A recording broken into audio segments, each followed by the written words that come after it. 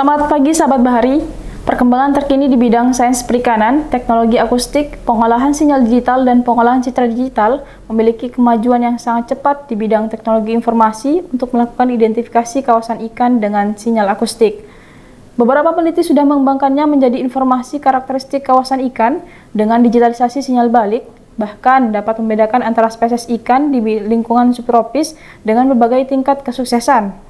Dalam upaya untuk meningkatkan produktivitas kegiatan penangkapan ikan nelayan, maka perlu dilakukan proses modernisasi kepada kapal-kapal nelayan. Salah satunya adalah dengan memasang alat-alat teknologi akustik pada alat-alat penangkapan ikan. Teknologi akustik merupakan proses menghasilkan, memancarkan, dan menerima suatu energi sebagai vibrational waves yang bertujuan untuk pengembangan teknologi perikanan, khususnya di bidang penangkapan ikan. Dalam riset perikanan, teknik akustik ini juga dapat dijadikan sebagai instrumen pengolahan sumber daya perikanan yang cukup memuaskan bagi masyarakat. Kajian ini telah dibahas dalam beberapa topik akustik perikanan seperti metode survei oleh Gunderson tahun 1993, tingkah laku ikan oleh Freon dan Mitchell pada tahun 1999, teknologi penangkapan ikan oleh Mitchell pada tahun 1983, Acoustical Oceanography oleh Medwin and Clay pada tahun 1998 dan Mamalia Laut oleh Richardson et al. Pada tahun 1995. Pada kesempatan kali ini, dosen Politeknik AUP, Program Studi Teknologi Penangkapan Ikan, Bapak Afriana Kusdinar, SSTPI MSc, akan membahas seputar pemanfaatan teknologi hidroakustik untuk bidang perikanan. Pada AUP Voice Jumat ini, bersama saya, Ririn Rosita. Saya akan langsung menyapa Bapak Afriana yang sudah tersambung bersama kita. Selamat pagi Bapak. Selamat pagi. Terima kasih sudah bergabung di AUP Voice pagi ini. Bapak, boleh dijelaskan seputar bagaimana pemanfaatan teknologi hidroakustik dalam bidang perikanan tersebut? Kami persilahkan Bapak. Baik, terima kasih atas kesempatannya. Mohon izin saya share screen ya. Baik.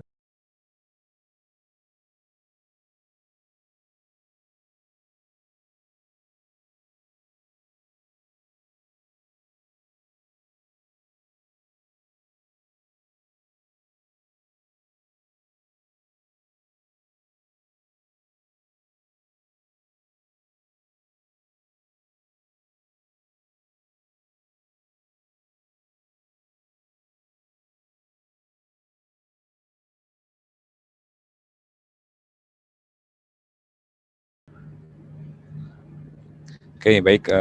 Terima kasih sahabat AUV TV.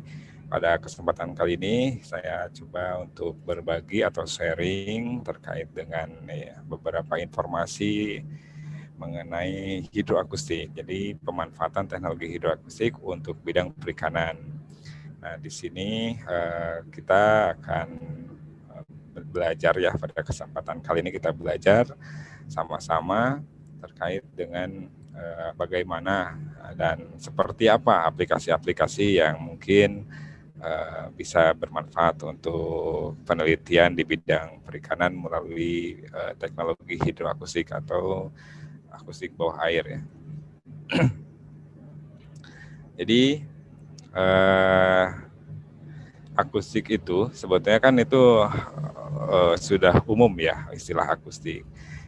Namanya gelombang suara itu ada di darat, melalui udara maupun melalui medium air. Yang akan kita bahas kali ini itu yang ada di medium air, yaitu menggunakan sound wave. Nah, pada umumnya akustik itu adalah proses menghasilkan, memancarkan, dan menerima suatu energi sebagai vibration wave pada medium tertentu, udara maupun air. Nah, kemudian untuk di underwater akustik ini atau hidroakustik, riset perikanan ini akan menjadi salah satu instrumen pengolahan sumber daya perikanan yang cukup memuaskan dan cukup mudah dan waktunya juga cukup singkat. Nah, beberapa topik akustik perikanan yang bisa kita lakukan yaitu salah satunya metode survei, tingkah laku ikan, kemudian teknologi penangkapan ikan, acoustical oceanography, studi mamalia laut, kemudian ada juga studi tentang lingkungan. Jadi ada mulai dari plankton ataupun studi lamun maupun sampai terumbu karang itu bisa dilakukan menggunakan teknik hidroakustik. Jadi nggak hanya di perikanan saja, tapi sampai nyebrang ke lingkungan laut. Nah kemudian kenapa harus menggunakan hidroakustik pada saat kita survei ataupun mengobservasi suatu topik di bidang perikanan? Ya sebetulnya lebih simpel aja. Jadi untuk akustik sendiri itu dapat melakukan pengamatan secara real time, khususnya ikan ya. Kalau misalnya kita bicara ikan, itu di lingkungan alaminya atau habitatnya, sehingga kita bisa beberapa teknik sebetulnya itu yang dibilang in situ, ex situ, dan permodelan. Ada 3 poin yang bisa kita lakukan. Nah, pada saat in situ itu kita tanpa menyentuh, tanpa mentreatment ikan tersebut, kita sudah bisa mengevaluasi, kita bisa mengobservasi potensi sumber daya yang ada di suatu area di laut. Kemudian tingkat pengumpulan datanya lebih tinggi, cepat dan akurat dibandingkan kita harus menggunakan memilah satu-satu ataupun di landing site ataupun di kapal penangkap, mengobservasi tiap hasil tangkapan. Itu ada istilah dependent dan independent fisheries. Jadi akustik ada salah satunya, dan apabila digabungkan itu metode yang tadi dependent dan independent itu bisa akan lebih powerful. Jadi kualitas datanya akan lebih baik, informasinya juga lebih presisi dan detail, dan tentunya dari sisi identifikasi spesies, apapun jenis biota dan lain-lain, itu akan lebih mudah. Misalkan kita akan mengkaji suatu area perlindungan laut atau marine ranging area misalkan. Jadi ada akan lebih cepat juga saat kita menggunakan instrumen akustik. Kemudian kita juga tidak merubah kondisi habitat, seperti itu kira-kira. Nah, kemudian tentu ada plus minusnya ya. Penggunaan namanya teknologi tentu ada weakness, ada strength-nya. Nah, di kelebihan dari teknologi hidroakustik itu tingkat pengumpulan datanya cukup tinggi. Jadi ya kita bisa dalam waktu singkat dapat data potensi, dapat data kelimpahan itu lebih tinggi. Kemudian tidak mengancam kehidupan ikan, dapat mengamati seluruh ikan. Jadi dalam satu kolom air itu ada banyak spesies, itu kita bisa diintegrasikan itu informasi tersebut. Tentu nanti kalau misalkan dikombinasikan dengan operasi penangkapan ikan itu akan lebih presisi, akan lebih detail. Nah, informasi pada parameter ikan seperti densitas, frekuensi itu bisa didapatkan, kemudian mudah dioperasikan dan hasilnya real time. Jadi apabila kita banyak area yang harus disurvei, ini akan lebih cepat, kita akan berpindah ke area yang lain. Misalkan kayak di Indonesia, ini ada 11 WPP nih. Nah, di KKP sendiri kan sudah banyak melakukan survei akustik. Hampir di semua WPP itu hampir sudah tersapu. Nah, jadi dengan waktu yang cukup singkat, itu akan dapatkan informasi tiap WPP tersebut.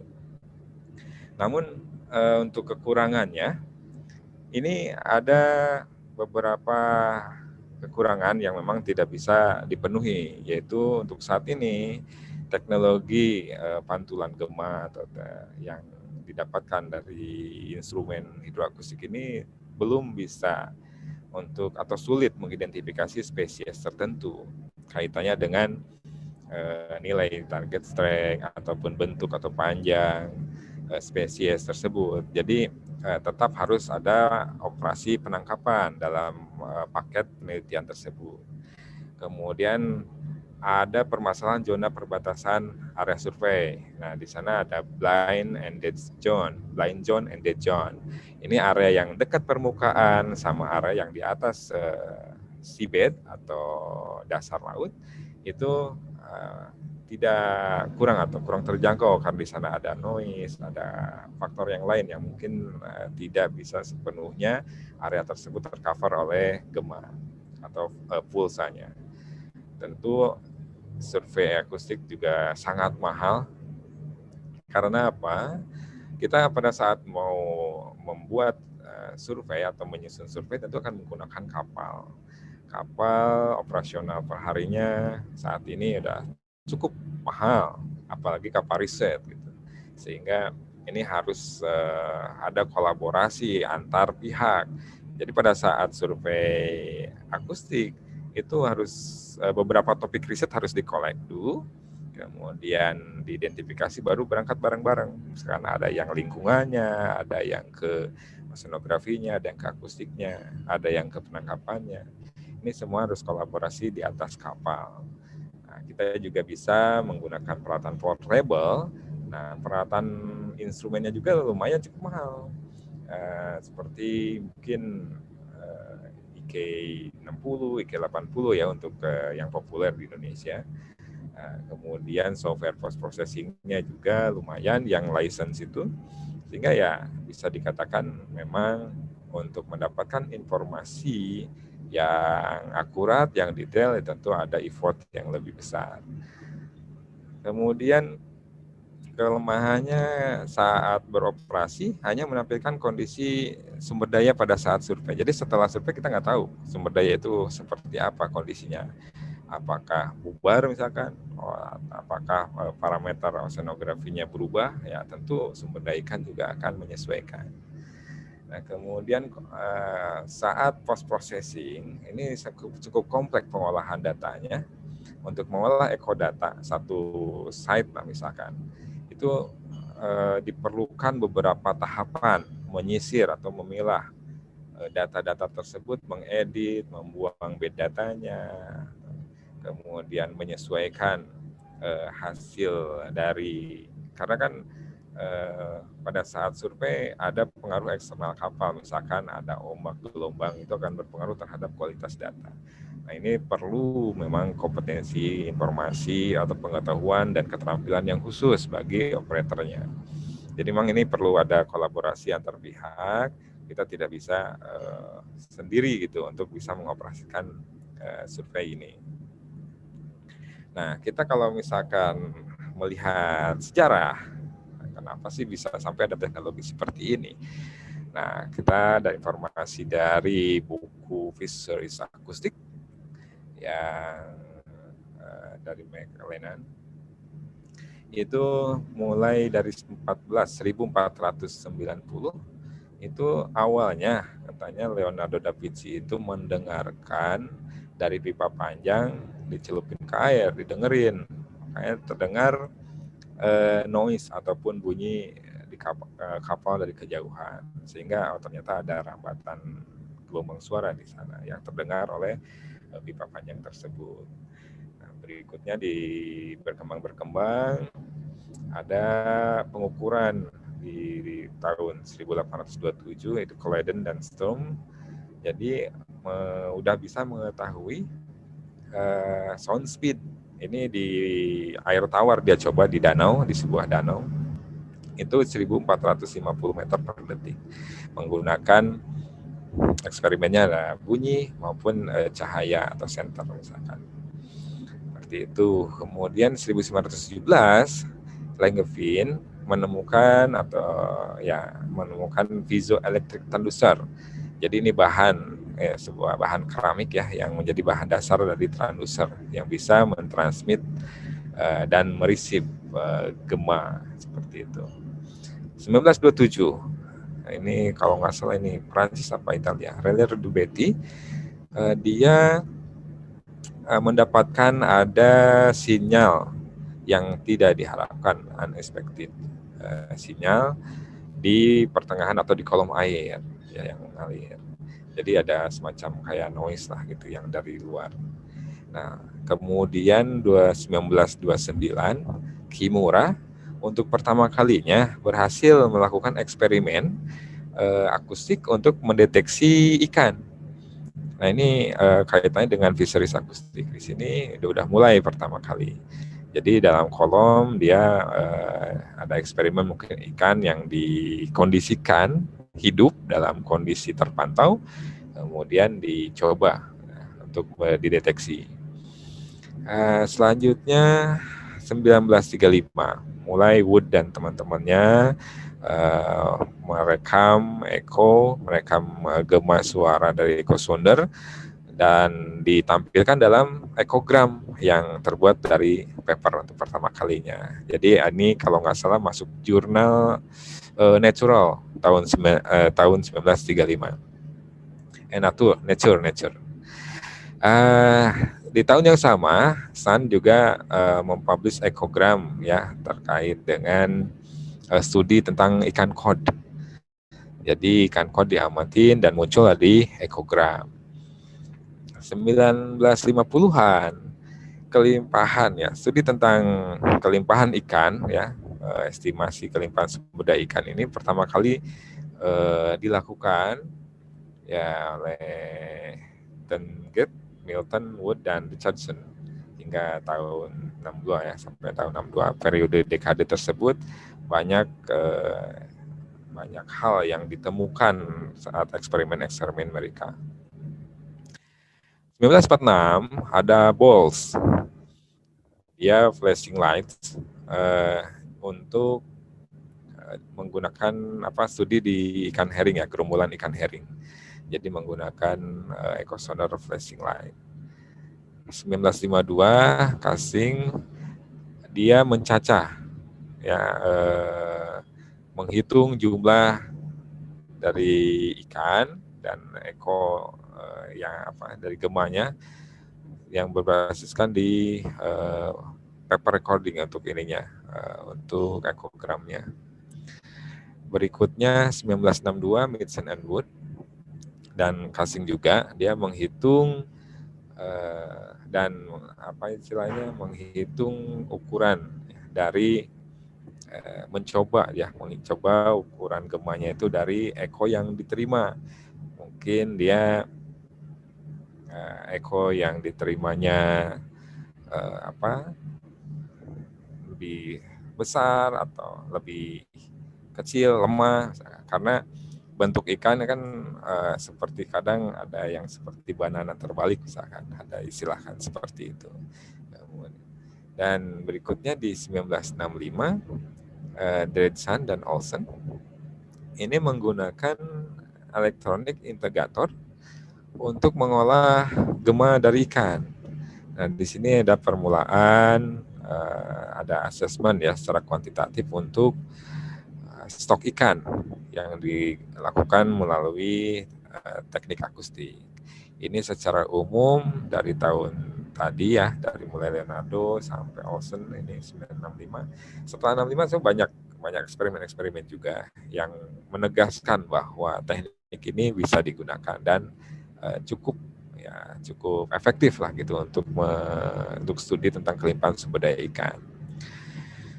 Nah, berikutnya di Indonesia, ini saya kutip dari PowerPoint-nya Pak Nasir ya tahun lalu 2000.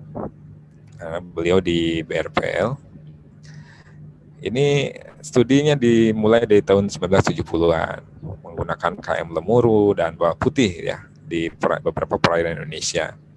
Kemudian tahun dekade 80-90 menggunakan kapal KM Tenggiri dan Coriolis research vessel. Ini juga studi di beberapa area yang mungkin belum di survei sebelumnya. 90 sampai 2000-an ini ada bawal putih, kontribusi untuk menambah data ya untuk di Laut Jawa. KM Mutiara, Barunajaya 4, Barunajaya 7, Barunajaya 8 ya baru datang sekitar tahun 97-an. Itu udah mulai untuk proyek pendugaan stok.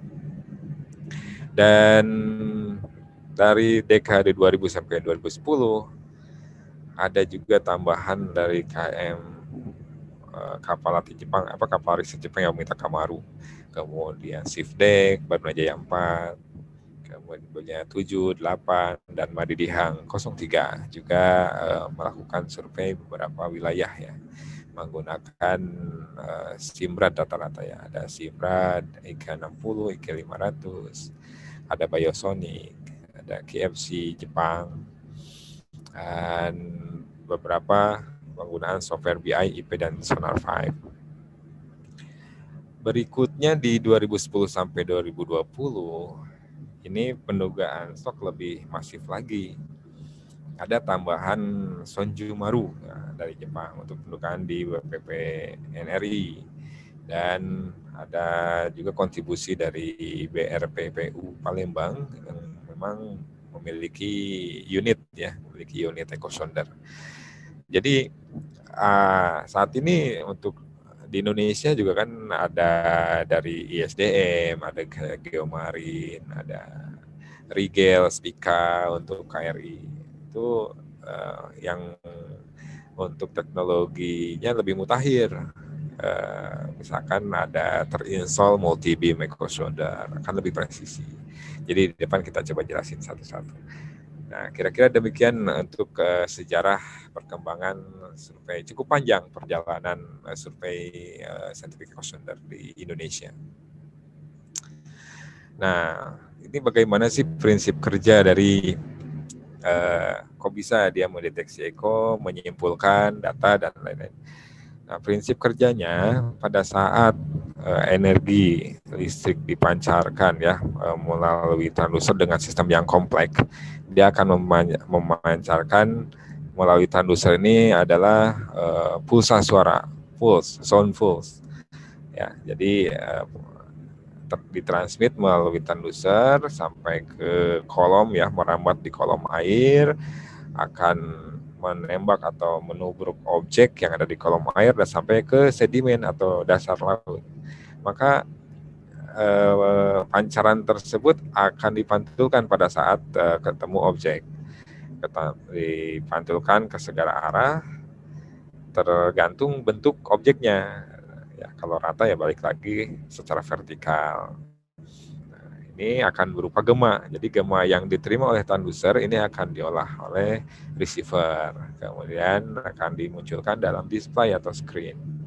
Jadi setelah ditransmit melalui kemudian transducer target, baru akan ditampilkan ke display seperti yang misalkan kalau di kolom air, kalau ranahnya kita ya ikan ya, jadi ikan-ikan pelagis kecil, pelagis besar, bahkan sedimen ikan yang di mendekat dasar laut itu bisa terdeteksi.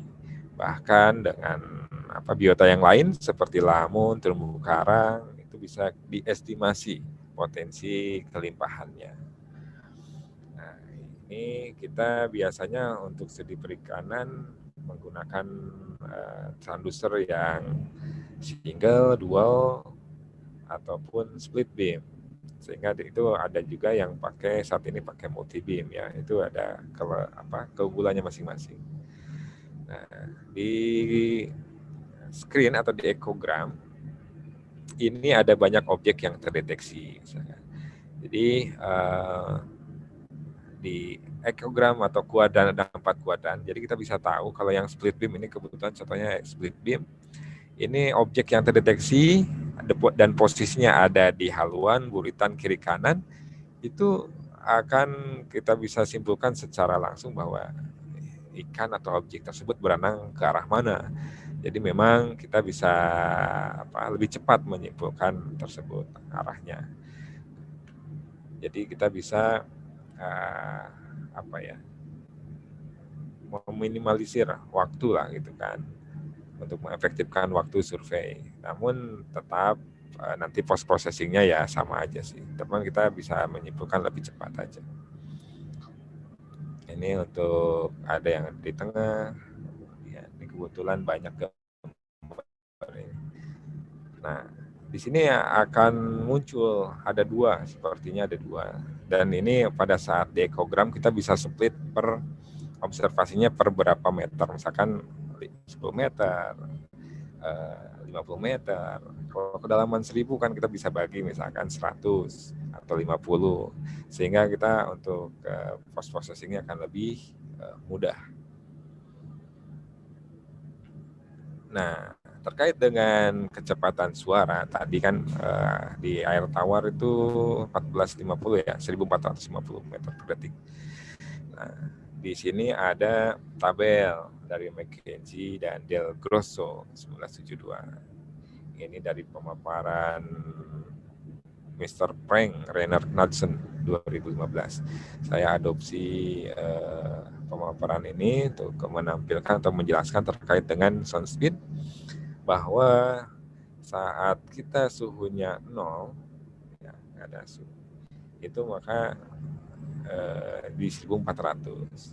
Saat bergerak naik suhunya, ya rata-rata kan di tropis ya, di laut Indonesia itu sekitar 28, 29, 30 lah, sekitar segitu. Sehingga ada di sebentar, biar ada senternya. Nah, jadi kita kalau di Indonesia sekitar temperaturnya di sekitar sini 30-an. Maka sound speed-nya kalau kita tarik ke sebelah kiri ini sekitar 1500 lebih lah, 1500, 1550 atau 1500 di antara itu. Ini apabila salinity-nya 0 tadi yang di fresh water. Tapi pada saat salinity-nya ada perbedaan ya, air tawar dan air laut ini ada sekitar 50 meter per detik. Nah, saat salinity-nya tinggi di sekitar 40 ini, maka ada di 1550. Makanya pada saat mengkalkulasi biasanya di atas 1505 meter per detik untuk di daerah tropis. Ini terkait dengan kecepatan rambat gelombang suara di kolom air. Nah, berikutnya ini datanya seperti apa sehingga kita bisa menyimpulkan bahwa ekodata atau objek yang ada di kolom air yang kita lewati atau yang kita terkena pancaran pulsa suara itu bisa ada nilainya. Nah, ini kebetulan beberapa equation ya atau data ekodata pada saat echo sounder ini ada istilahnya backscattering cross section. Ada koefisien pancaran balik lah itu ya, akustik. Jadi untuk acoustic scattering ini arahnya transducer. Jadi sebagai perbandingan ya. Jadi sigma BS ini ya, sigma BS atau backscattering cross section. Ini merupakan perbandingan dari backscatter sama insiden. Jadi ada dari 1 meter di bawah ikan, di bawah posisi ikan gitu kira-kira. Nanti kalau gambarnya yang sebelah kiri kan ada 1 meter. Istilahnya seperti itu. Dan satuannya adalah meter kubik, meter persegi. Nah, berikutnya akustik data yang lain ini ada TS, SA, dan SP. Nah, satuannya ada desibel. Desibel ini merupakan perbandingan antara dua intensitas ya secara logaritma ya. Sebagai 10 log, satu intensitas yang terukur dan intensitas yang direfleksikan. Kemudian untuk target strength-nya satuannya desibel juga. Ini merupakan 10 log sigma BS, ya BS-nya tadi di halaman sebelumnya ya. Ya, backscattering cross section-nya. Sigma BS ya, dikali desibel. Desibel refleksi 1 meter persegi.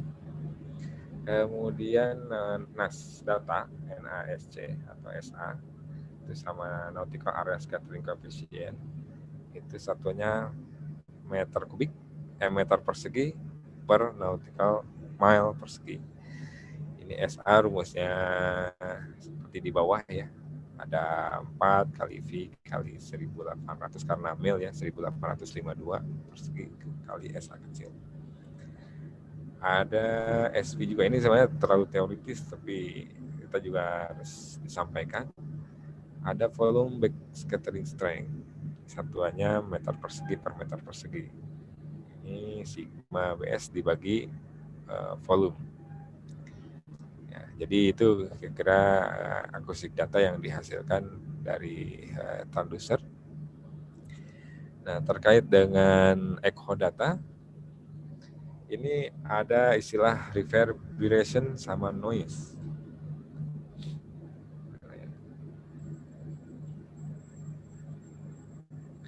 Nah, reverberation. Nah, kalau reverberation itu istilahnya germa target yang tidak dikehendaki. Dan tujuannya, jadi apabila kita ngamatin ikan, misalkan di gambar sebelah kanan ini, ada gerombolan yang target seringnya cukup tinggi. Ini ada gerombolan ikan yang di atas seabed, itu ada echo atau gema tambahan ya yang terdeteksi di bawah seabed. Sebenarnya bukan di bawahnya, ini karena echo-nya yang kuat ya. Sehingga akan muncul gambar seperti gema, tapi seperti echo, tapi padahal ini ada target yang tidak dikehendaki.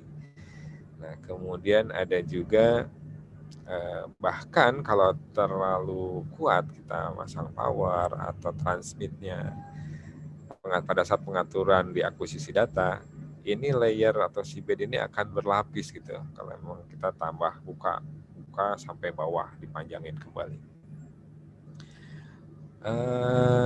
Kemudian ada noise ya, echo yang berupa noise, ini sinyal yang tidak dikehendaki tapi terekam oleh sistem. Nah, kalau kita misalkan studinya tentang ikan, ya ini kan munculnya reverberation atau plankton reverberation. Biasanya ini muncul tergantung frekuensi dan pengaturan di thresholdnya. Nah, jadi untuk noise yang berupa fisik itu berupa seperti angin, gelombang yang pecah, ada turbulensi, ya terdeteksi misalkan di permukaan ya. Nah, kemudian secara biologi ini ada suara dan gerakan hewan, entah suara mamalia laut atau mungkin lobster atau kepiting yang capitnya gerak-gerak misalkan. Itu bisa juga. Kemudian yang buatan itu dari mesin kapal sendiri, ada saat survei, baling-balingnya ada bubble seperti itu, atau juga ada aliran dari haluan, dari bulbos misalkan. Makanya saat pemasangan transducer, apalagi yang portable, ini perlu dipertimbangkan posisi supaya bisa menghindari noise. Jadi tidak terlalu depan, tidak terlalu belakang, ataupun tidak di tengah. Biasanya sepertiga dari panjang kapal, kalau tidak salah gitu. Ini terkait dengan echo detection. Nah, berikutnya di sini kita kaji tentang scope ya, scope instrumen di bidang hidroakustik. Ini sebagian informasi dapat dari PowerPoint-nya Pak Nasir juga, dari beberapa referensi. Misalkan hidroakustik ini ada dua macam. Ada pasif akustik dan aktif. Ada aktif akustik. Jadi kalau yang pasif ini ada berupa hidropon array, ada tomografi, akustik tomografi. Seperti beberapa receiver yang dipasang di kolom air ataupun di permukaan air ataupun ditaruh di dasar laut. Seperti pasif akustik monitoring. Jadi untuk menyerap atau merekam bunyi atau suara yang ada di kolom air tersebut. Nah, berikutnya yang aktif, ini artinya dia bisa transmit dan juga receive. Jadi ada beberapa instrumen seperti sub-bottom profiler, ada side scan sonar, underwater navigation, dan sonar juga. ada echo sounder, ya, ada 5 instrumen, ya, 5 kategori instrumen yang dikategorikan aktif. Nah, kita tidak bahas semuanya, yang di sini kita bahas itu ada echo sounder. Nanti kita sedikit mungkin underwater navigation sama sonar sebagai informasi awal. Nah, terkait dengan echo sounder, ini transducernya ada beberapa tipe, yaitu ada tipe single beam, dual beam, split beam, sama multi beam. Transducer echo sounder ini juga fungsinya digunakan pada survei-survei di bidang sonografi atau bathymetry, kemudian juga yang di bidang perikanan. Misalkan single beam. Biasanya single beam ini digunakan untuk survei di bathymetry yang frekuensi yang lebih rendah, gitu kira-kira, misalkan 12 kHz. Dan kalau multi beam ini ada banyak ya. Kalau split ini seperti tadi ya, untuk studi di sumber daya ikan ini akan bisa melihat arah renang ikan. Nah, misalkan seperti ini tipe-tipenya. Single beam dia memancarkan apabila ada objek di bawah misalkan ikan, kita nggak ada informasi tentang posisi ikan itu ada di haluan, di kiri, di kanan, port side atau starboard side, atau di buritan. Ya kita belum ada informasi dia ada di mana. Yang jelas itu ada objek, itu single beam. Kalau dual beam, arah dan posisi ya, ini masih bisa ditentukan terkait dengan dual beam ini. Kalau split beam, posisi dan arah renang ikan dapat diketahui dengan tepat dan jelas, ya ada alfa beta. Dan untuk multi beam, ini untuk multi beam transducer, posisi dan dinamika arah renang ikan ini dapat diketahui dengan tepat dan jelas. Jadi memang ikannya nggak hanya arah gitu, dia belok kemana, arahnya kemana, ini akan lebih presis karena dia berupa kayak semacam kayak kolom-kolom inilah, kolom-kolom pancaran pulsa gema, pulsa suara. Itu terkait dengan transducer. Berikutnya ini simulasi ya. Nah, seperti tadi ini single beam, dia informasinya bisa jadi ada di mana. Jangan-jangan ini ikannya tunggal atau banyak, jadi nggak kelihatan. Nah, kalau yang multi beam atau yang split itu bisa kelihatan dia ada posisi di sektor ya, di sektor pancaran atau di beam angle, di sekitar area beam angle-nya. Jadi bisa kita lihat arah dan arah renangnya, dia berenang ke atas atau berenang ke bawah. Nah, terkait dengan konfigurasi echo sounder yang biasa digunakan ya, itu kita bisa multi frekuensi. Ini dari Simrad ya. Gambar ini saya adopsi dari presentasinya Pak Natsen. Di sini ada istilahnya ada transducer ya, ada yang macam-macam mulai dari frekuensi 38, 70, 120 atau 200. Biasanya untuk studi perikanan frekuensi yang digunakan seperti itu. Kemudian ini ada GPT, General Purpose Transceiver, yang akan mengolah data echo atau mentransmitkan semuanya dari sini. Ada unit PC-nya, ada display-nya. Jadi memang ini beberapa ekogram sebelah kanan, ada yang 38 kHz, ya ini 38 kHz, 120 dan 200. Jadi pada saat studi perikanan kita akan melihat untuk sumber daya ikan yang agak dalam atau pelagis besar, biasanya pakai yang frekuensi 3 yang lebih rendah ya, karena dia akan bisa lebih dalam, 38 kHz. 120 akan muncul beberapa atau terdeteksi beberapa objek seperti objek-objek plankton ataupun bubble atau yang lain atau ubur-ubur. Dan yang 200 akan lebih rapat lagi objeknya yang didapatkan, itu dengan settingan yang sama misalkan. Dan semakin tinggi frekuensinya, ini sebenarnya kemampuan recordingnya adalah semakin ke mendekati permukaan seperti itu. Tapi pada saat mendesain survei akustik ya, kita bisa memilih mau pakai yang seperti apa dan desain survei apa yang akan dilakukan. Ini untuk echo sounder configuration. Nah, sebelum kita mulai untuk survei akustik, biasanya akan dilakukan kalibrasi menggunakan spare standar atau TS standar yang sesuai dengan frekuensinya. Jadi biasanya kalau di kapal riset itu ada semacam motor atau winch yang mengatur naik turun arah kiri kanan depan belakangnya. Itu diatur secara mekanik.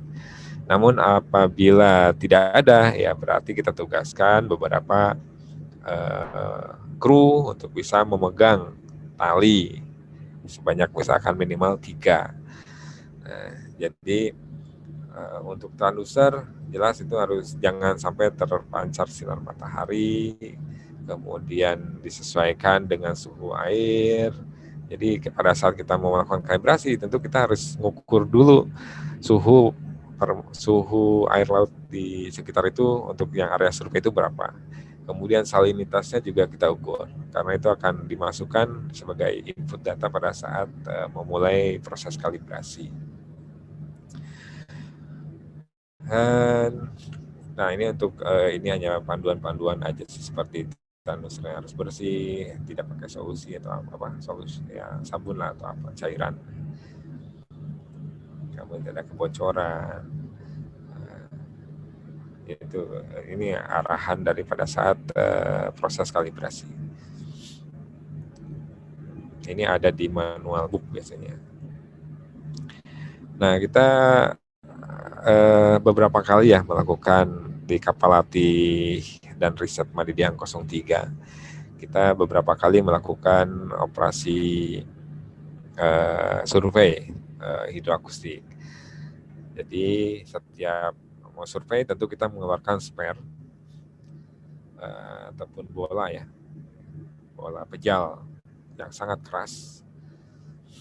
Nah ini yang dipegang oleh kru. Kemudian kita adakan briefing. Nah ini karena di Madidiang 3 nggak disiapkan atau tidak didesain untuk selalu mengkalibrasi, sehingga tidak ada winch-nya, pakai orang. Jadi ada 3 orang, ada yang komando di tengah, kiri kanan depan sama depan ya, kiri depan kanan. Itu memegang tali dan ada operator yang mengoperasikan di laboratorium untuk bisa memulai proses kalibrasi. Nah, kalibrasi berhasil apabila diindikasikan dengan target yang tersebar merata di setiap kuadran, hampir merata penuh lah, terisi penuh di seperti ini model polar, semuanya mengisi semua kolom. Nah, kemudian kita lakukan dicek juga per model 0 derajat, 45, 90, 105. Si objek atau gema yang terdeteksi ini hampir mendekati garis ya, mendekati loop begini. Ini salah satu indikasi bahwa proses kalibrasi berjalan dengan baik. Berikutnya, setelah kalibrasi, kita melakukan proses akuisisi data. Nah, di layar sekarang kita ada beberapa objek yang terdeteksi ya. Ini kita ambil 3 sampel ekogram. Ada gerombolan ikan yang ada di kolom. Ini diindikasikan sebagai gerombolan ikan. Karena kita juga coba cek dengan nilai TS-nya, value-nya, TS value-nya kita cek. Ini juga sama. Nah, ini ada kemungkinan ya ada noise, entah itu plankton ataupun ada beberapa bubble ya yang terdeteksi di atas permukaan. Kemudian yang ketiga ini cukup besar, dia sampai menjulang ke atas ini gerombolannya. Yang ini ada di kolom air, kemudian settingan dari thresholdnya ini bisa sampai lebih tinggi, lebih rendah ya mungkin ya, minus 90 desibel. Ini untuk bisa menangkap echo seperti ini di ekogram. Jadi ini kira-kira proses akuisisinya. Kemudian, nah ini beberapa transek ya, ataupun transek pattern ataupun alur yang kita pakai saat study atau berlayar, baik itu layar reguler dengan Taruna ataupun layar penelitian dengan bekerja sama dengan beberapa instansi. Nah, area yang biasa kita ambil itu di Selat Sunda, ya, kita kasih pola zigzag.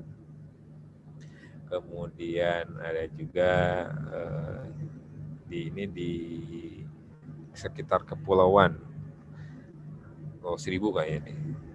Ya, sebentar. Ya ini yang posisi mulai dari utara terus kita sampai ke selatan, akhirnya kita pulang. Nah, ada juga yang di daerah timur kalau nggak salah ini, Somlaki ke Tenggara. Ini kita juga pakai zigzag juga. Ada juga di Natuna, karena ini ngelilingin pulau, kita zigzag tapi muter pulau.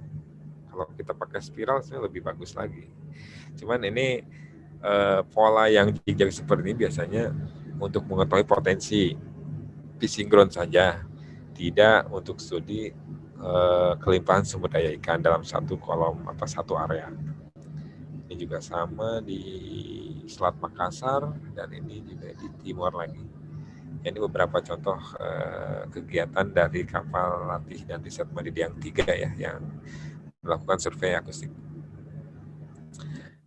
Berikutnya, pada saat kita mau survei, kita harus merencanakan survei desain ya. Kita tujuan surveinya mau apa? Misalkan mau pengelolaan sumber daya ikan, studi dampak lingkungan, atau pengamatan tingkah laku ikan.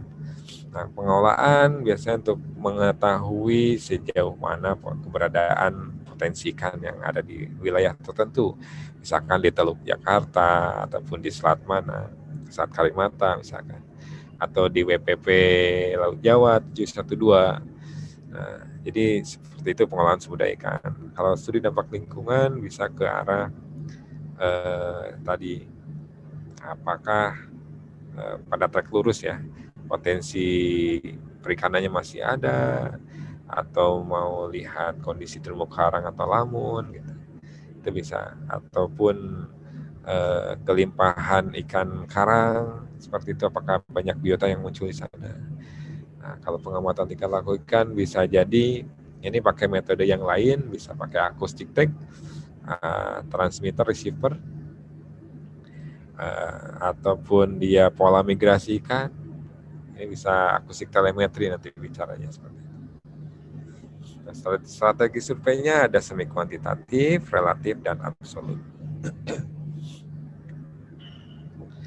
Nah, stok ikan, ya kita kalau misalkan kita mulai ke ikan atau stok ikan, kita harus mulai dari definisi bahwa stok ikan itu merupakan sumber daya yang dikelola dan dimanfaatkan dalam batas wilayah suatu negara atau wilayah. Kalau negara terlalu luas ya suatu wilayah. Kalau di Indonesia,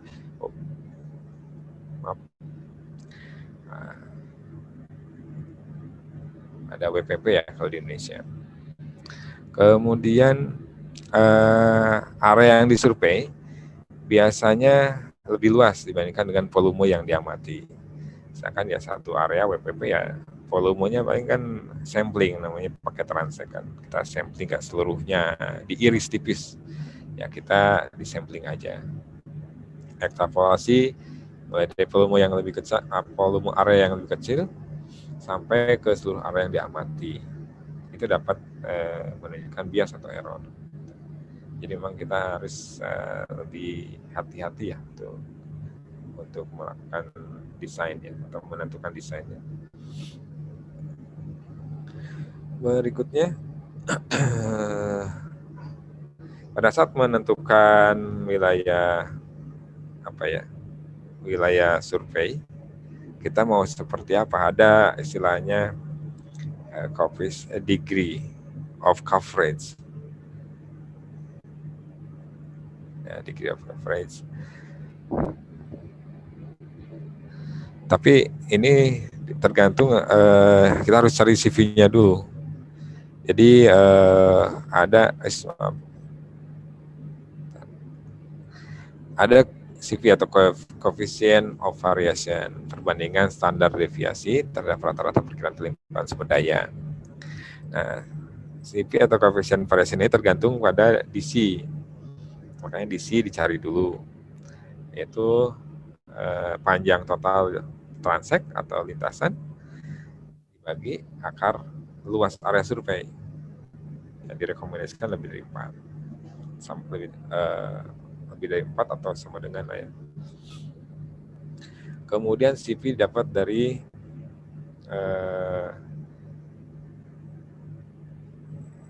standar deviasi bagi rata-rata ya tadi ini, yang perbandingan antara standar deviasi terhadap rata-rata atau setengah dari akar DC. Seperti itu untuk menentukan coverage ya. Jadi kalau misalkan kita di area marine ranging area ataupun di targetnya dalam 1 WPP, ya kita harus tentukan dulu. Seperti itu, direkomendasikan di atas 4 nilainya. Nah, untuk survei desain di hidroakustik ada 3 poin kegiatan, yaitu acoustic sampling, biological sampling, sama hydrographic sampling.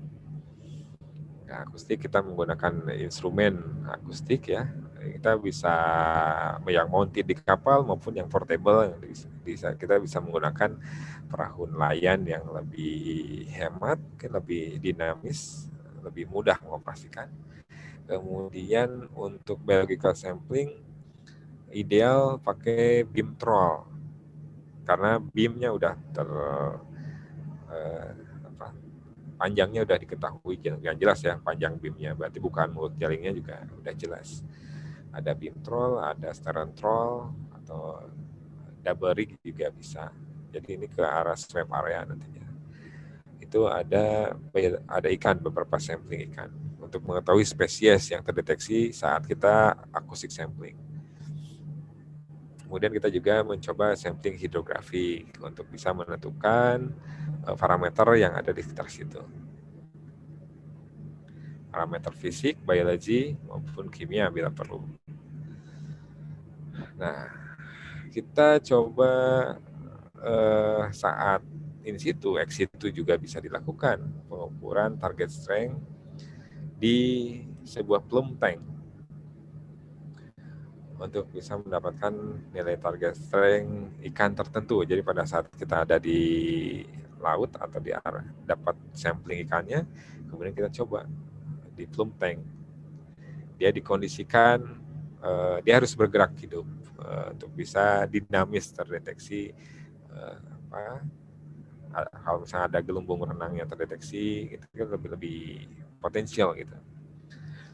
Nah, jadi ini desain untuk surveinya, ada kita kalibrasi dulu pakai spare seperti biasa, kemudian ada instrumen, ada kamera, kita pakai underwater kamera, dan kita juga bisa melakukan sinteran industri kita dicoba secara vertikal maupun horizontal. Dan untuk studi lebih lanjut, sebetulnya kita bisa gunakan theoretical model saat mendesain pengukuran target strength tadi. Misalkan ikan yang sama, setelah dari plum tank kita lakukan pembekuan cepat dengan dry ice dan sedikit alkohol gitu, tutup, nah sehingga dia akan mati secara cepat gitu, sehingga tidak mempengaruhi volume gelembung renang pada saat dipotong oleh sinar X. Nah, itu tadi untuk survei akustik ya, setelah hidroakustik untuk penentuan kelimpahan sumber daya ikan. Seperti itu skop pekerjaannya. Nah, berikutnya ada beberapa aplikasi yang terkait dengan hidroakustik juga, yaitu searchlight sonar, biasanya di kapal-kapal perikanan ya. ini Pursen, ya, dia selalu ada sonar. Karena sonar ini nggak bisa fix, dia harus bisa naik turun transdusernya, sehingga dia bisa kalau searchlight itu ada sektor ya.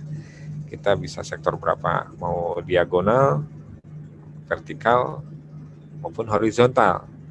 Dan si transducer tersebut bisa berputar 360 derajat, sehingga seperti mangkuk lah gitu, skup areanya yang terdeteksi.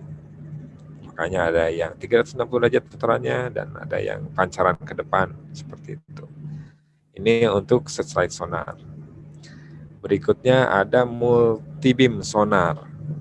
Ini juga bisa dilakukan untuk survei perikanan, seperti kalau di subtropik mungkin ke arah keberadaan tuna atau mamalia laut dan lain-lain. Jadi bisa memetakan dasar laut dan mendeteksi objek di kolom air ataupun sepanjang dasar laut.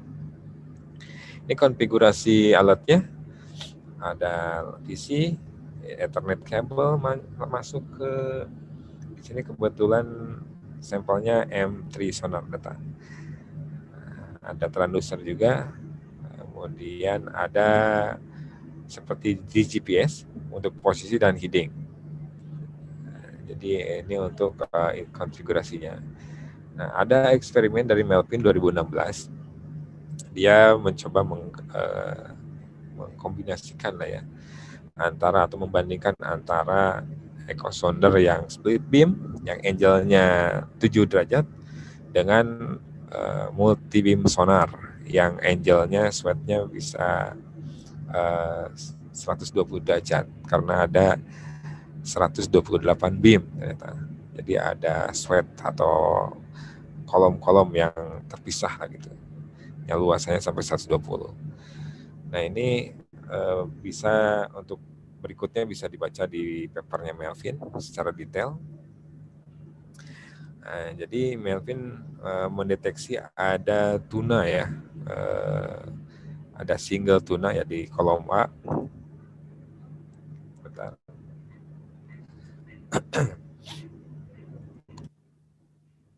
Nah ini ya, untuk yang A ini dia mendeteksi ada seekor tuna lah ya gitu. Ada jarak 39. Nah, di jarak 39. Kemudian di bagian B di sini ada 4 bluefin tuna dengan jarak juga bisa kita tahu ya, ada di 40, ada yang di 35, ada yang di 28. Ini ada yang di menjelang 50, 48-an kurang lebih. Kemudian ada juga bluefin ya. Bluefin yang dekat dengan spesies yang lain, di sini kebetulan ikan herring. Jadi terdeteksi lebih kompleks. Dan berikutnya yang D, ini ada bluefin juga terdeteksi. Tapi ini dekat Milkop pen. Jadi ada objek lain yang terdeteksi seperti itu. Jadi untuk sonar multi beam sonar ini lebih bisa pendekatan gitu ya. Nanti ada sonar yang lebih campur kamera lah gitu, akustik kamera. Ini akan lebih mendekati lagi visualisasinya, seperti USG lah gitu kalau di kedokteran. Nah, ini juga di buku Simon and McLennan terkait dengan multi beam sonar ya, dibahas juga, meneliti terkait dengan tingkah laku ikan yang terjaring di depan mulut jaring troll. Jadi dipasang instrumen RCTV, ada video kameranya, ada multi beam sonarnya, kemudian ada juga video yang di dalam backnet istilahnya di depan ya, badinya itu. Pada saat sambungan masuk ke code end.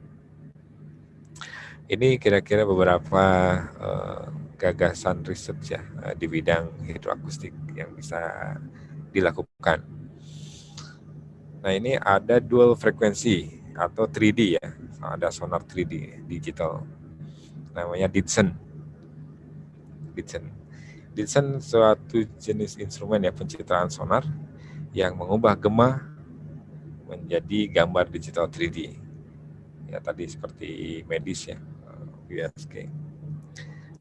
Ini dia akan menghasilkan gambar atau objek sehingga kita seperti melihat, tapi kayak TV hitam putih begitu kira-kira, dalam visibility yang nol atau gelap atau keruh.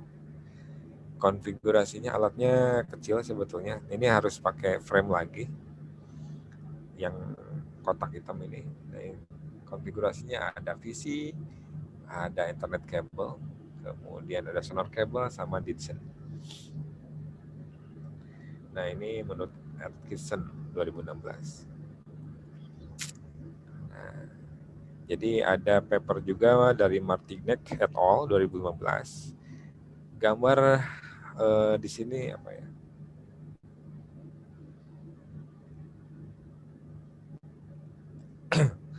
Nah, di sini ada gambar jaraknya nampak ya, mulai dari 1, 2, 3 sampai sekian, ada 9 nih ranknya. 9 meter. Ada 3 ikan yang ditandai tanda panah ya, berenang melintasi bebatuan. Kemudian ada juga yang berenang, jadi ininya backgroundnya dihilangkan gitu. Jadi kelihatannya seperti ini. Kalau yang kiri jadi objeknya campur sama objek yang lain. Kalaupun itu dasar laut pasir juga akan terdeteksi seperti itu. Dan ini bisa menjadi studi observasi baik itu aplikasinya di sungai, muara ataupun di danau. Nah, kemudian di sebelah kanan Ditsen software ini dia menandai panjang dari ikan. Yang normal paling atas, kemudian yang zoom modenya paling atas sehingga ada pixel-pixelnya itu terlihat. Itu juga dilakukan oleh Barwon sama Maxwell di papernya Magnetic. Jadi silakan teman-teman sahabat sekalian bisa mencoba juga kalau emang mau mempelajari lebih jauh tentang Ditsen. Berikutnya ada akustik telemetri. Nah, tadi yang biasanya yang tingkah laku ikan juga dipelajari. Akustik telemetri ini ada 2 bagian penting. Ada yang sebagai beacon, ada yang sebagai hydrophone. Nah, acoustic tag atau transmitter ini ada yang eksternal, ada yang internal body. Maksudnya dimasukkan ke dalam perut ikan. Ada juga yang ditempelkan di pin atau di sirip ataupun di bagian badan yang lain. Prinsipnya tag dipasang pada ikan, kemudian ikannya dirilis. Sinyal suara yang dikeluarkan tag dapat dideteksi oleh hydrophone. Nah, tujuannya bisa digunakan untuk mempelajari pola tingkah laku ikan, pola migrasi, kemudian tentang habitat atau siklus hidup spesies tertentu, dan mengukur dari dampak operasi penangkapan ikan. Di gambar kanan ini ada ikan yang lagi dijahit ya.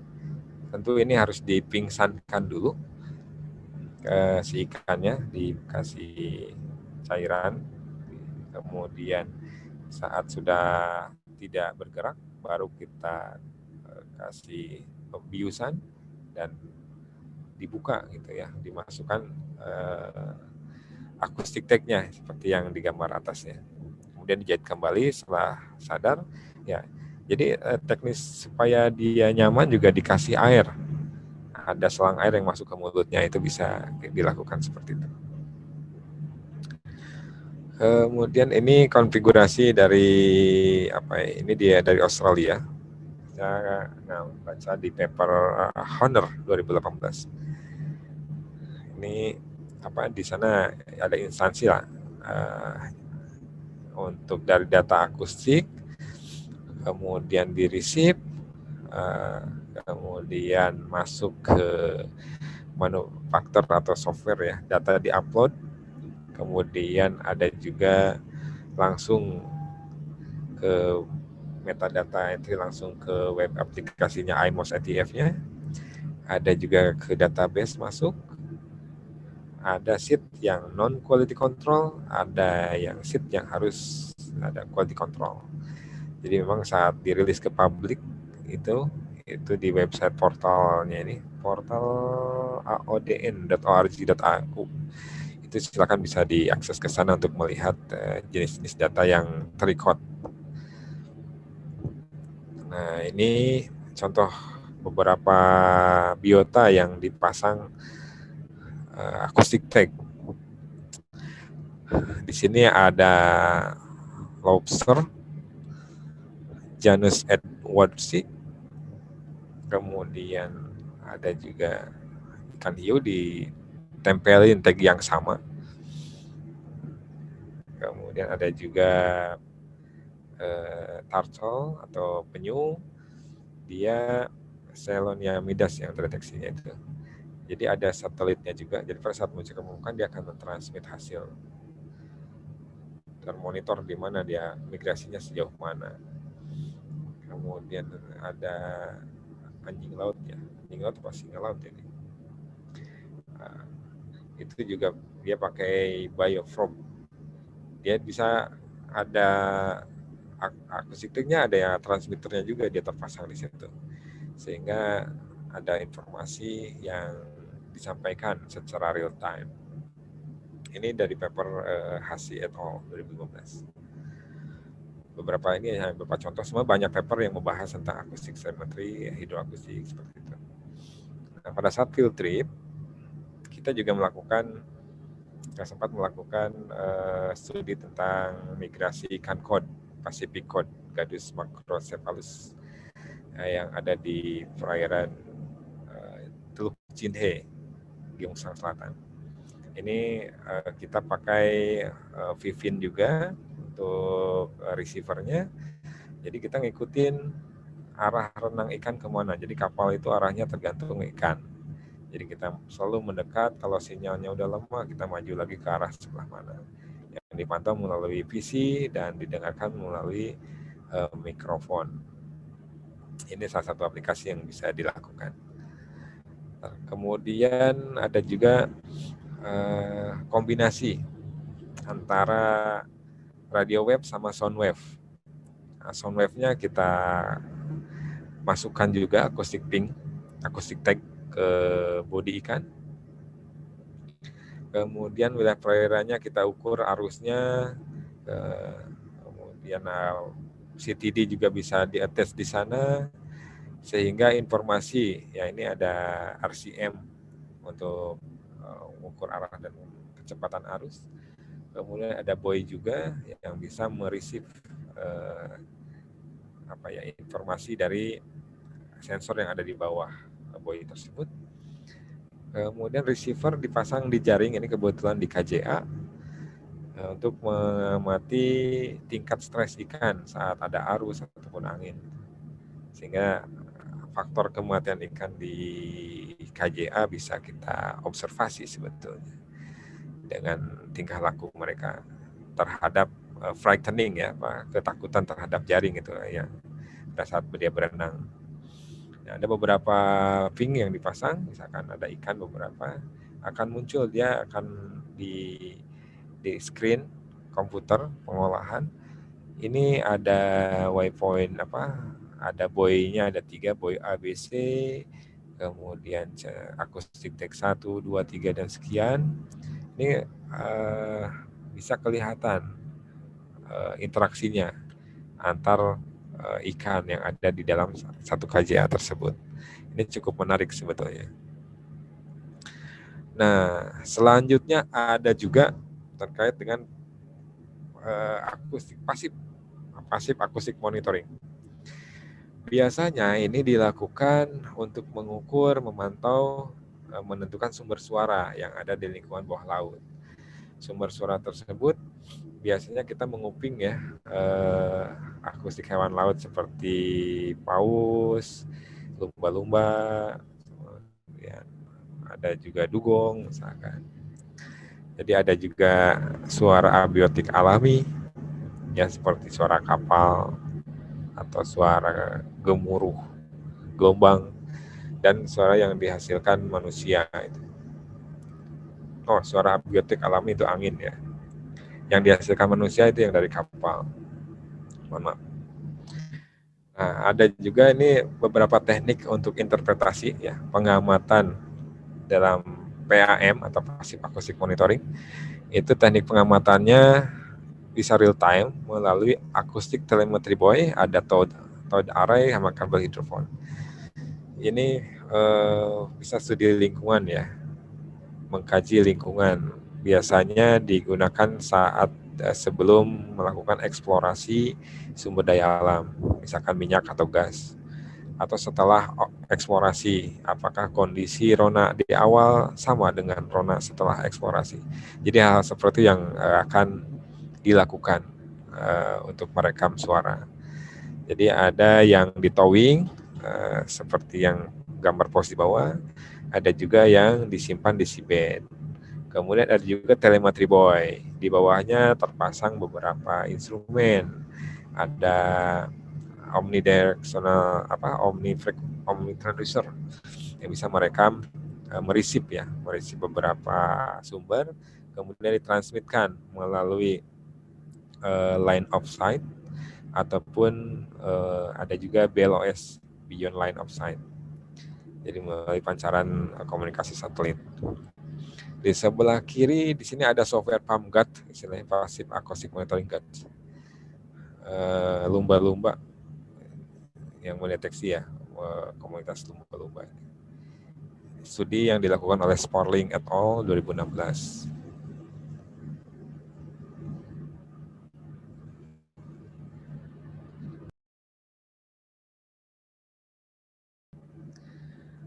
Selanjutnya, di sini ternyata dari dulu ya tahun 80-an kurang lebih. Itu ada komunitas namanya Asian Fisheries Acoustic Society (AFAS) yang biasa secara reguler melaksanakan kegiatannya secara tahunan ya, annual. Itu ada forum sama conference terkait dengan fisheries akustik. Nah, kebetulan di tahun ini 2021 itu dilaksanakan di Indonesia, di Bogor. Jadi teman-teman IPB Bogor yang melaksanakan. Jadi kalau misalkan ada yang tertarik dengan beberapa topik, ini ada 6 topik, itu bisa submit sebelum 30 September. Ini ada informasi. Biasanya dia berpindah-pindah di negara-negara, misalkan di Korea, ada di Cina, ada di Jepang, ada di Malaysia. Jadi ada beberapa negara yang kebetulan VIC-nya juga profesor-profesor di bidang akustik. Selanjutnya, nah ini apabila memang mau belajar lebih lanjut terkait dengan teknologi hidroakustik, khususnya di bidang perikanan, kita bisa membaca beberapa buku ya, referensi ataupun jurnal ilmiah yang terkait, yang lebih update ya. Ini ada Principle Underwater Sound, Fisheries Akustik, ada terkait dengan tagging, ada juga terkait dengan Passive Acoustic Monitoring, ada juga bioakustik, ada terkait dengan acoustical oceanography, ada fish telemetry, ada telemetri teknik secara umum juga. Nah, terkait dengan Passive Acoustic Monitoring, biasanya padanannya ada MMO, Marine Mammal Observation, dan itu ada sertifikasinya. Jadi kalau tidak salah, MMO itu dilakukan siang hari, kemudian Passive Akustiknya dilakukan di malam hari. Jadi ada sepanjang hari itu, pada saat kapal berlayar itu dilakukan observasi terkait dengan tadi ya, topik terakhir kita bicara. Mungkin demikian untuk sesi kali ini. Terima kasih atas kesempatannya. Apabila ada yang mau diskusikan, silakan. Baik Bapak, terima kasih atas paparannya yang sangat komprehensif. Di sini kami telah mencatat beberapa pertanyaan. Pertanyaan pertama, apa yang menjadi tolak ukur bahwa teknologi tersebut sangat memberikan manfaat yang besar dalam bidang penangkapan ikan? Mohon penjelasannya, Pak. Pertanyaan kedua, bagaimana pengembangan teknologi ini ke depannya sehingga pemanfaatan teknologi ini dapat meluas di kalangan masyarakat?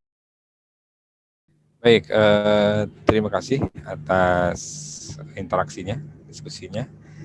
Jadi untuk tolak ukur ya, tolak ukur ini di awal kita sudah sampaikan bahwa ini manfaatnya cukup besar, cukup signifikan dan memotong beberapa dimensi waktu lah ya. Makanya lebih singkat, pelaksanaan lebih singkat, lebih real time. Makanya setiap tahun, setiap lab, setiap universitas, setiap profesor melakukan pengembangan-pengembangan terkait dengan studi akustik ini. Sehingga dalam waktu dekat ya akan hambatan-hambatan yang dialami atau kekurangan-kekurangan teknologi ini bisa terkikis. Misalkan riset terkait dengan spesies identification itu udah gencar dilakukan 1-2 dekade belakang. Sehingga ke depan mungkin ekosonder udah bisa mendeteksi spesies ikan. Survei ekosonder tanpa harus melakukan operasi penangkapan ikan misalkan. Itu bisa jadi dengan pendekatan tadi target strength ataupun parameter yang lain di dalam ikan tersebut. Nah itu terkait dengan manfaat. Nah berikutnya ini nyambung dengan pertanyaan kedua ya untuk pengembangan teknologi tadi, yaitu kan pasti teknologi development seperti yang tadi disampaikan ke arah spesies. Nah berikutnya juga udah mulai banyak identifikasi ataupun pengoperasian hidroakustik ini dengan pendekatan kecerdasan buatan atau AI, artificial intelligence. Nah, jadi dengan tadi saya sampaikan juga untuk pengukuran TS seperti in situ, ex situ, dan model. Nah, dari model ini banyak berkembang teknik-teknik identifikasi. Bahkan kita sudah mungkin ada katalog lah istilahnya. Bisa jadi beberapa peneliti ada katalog terkait TS, katalog spesies kakap, misalkan katalog kerapu TS, katalog pelagis besarnya, katalog pelagis kecilnya. Nah, sehingga pada saat kita beroperasi, pada saat mendeteksi echo yang sesuai dengan database itu sudah bisa diestimasi, oh ini spesies A, spesies B, dan demikian. Nah, begitu juga dengan penambahan akustik kamera. Nah, ini akan lebih tajam lagi, seperti tadi kan ada Dinsen. Itu akan lebih membuka kesempatan yang lebih luas bahwa riset di bidang hidroakustik akan lebih gurih lah ya, akan lebih menarik di kedepannya. Nah, makanya itu sebetulnya peran kita yang untuk applied science itu bisa memberikan masukan terkait dengan beberapa hal yang harus diperbaiki di sebelah mana, yang harus dikembangkan sebelah mana. Kita kan sebagai biasanya lebih banyak penggunaan dari instrumen tersebut. Nah, kita bisa memberikan feedback ke manufacturer dari instrumen tersebut gitu sebagai pengguna. Ya, jadi untuk penggunaan di masyarakat memang ini agak masih mahal ya. Hanya sebatas institusi, korporasi itu mungkin yang bisa memiliki, ataupun kalaupun masyarakat mau menggunakan, misalkan komunitas mahasiswa, misalkan kan ada sekarang himpunan mahasiswa ITK misalkan, di setiap fakultas itu atau himpunan mahasiswa kelautan, atau ada juga organisasi profesional seperti ISOI, Ikatan Sarjana Oceologi, itu bisa juga bekerja sama dengan yang punya alat untuk bisa mengeksplorasi data-data kelautan yang ada di wilayahnya masing-masing. Sehingga kampus yang ada di Aceh, ada di Palembang, ada di Lampung, sampai ke Papua, itu mempunyai database masing-masing terkait dengan perairan di depan kampusnya. Itu sih harapan kita semua. Demikian untuk jawabannya. Terima kasih. Baik Bapak, terima kasih atas jawabannya yang sangat bagus sekali. Baik sahabat Bahari, jawaban Bapak Afriana tadi sekaligus menutup perjumpaan kita dalam AUP Voice minggu ini. Bapak Afriana, terima kasih atas kesediaannya telah bergabung. Saya, Ririn Rosita, mewakili tim yang bertugas pagi ini mengucapkan terima kasih atas kebersamaan sahabat Bahari. Saksikan terus AUP Voice dan salam AUPWF.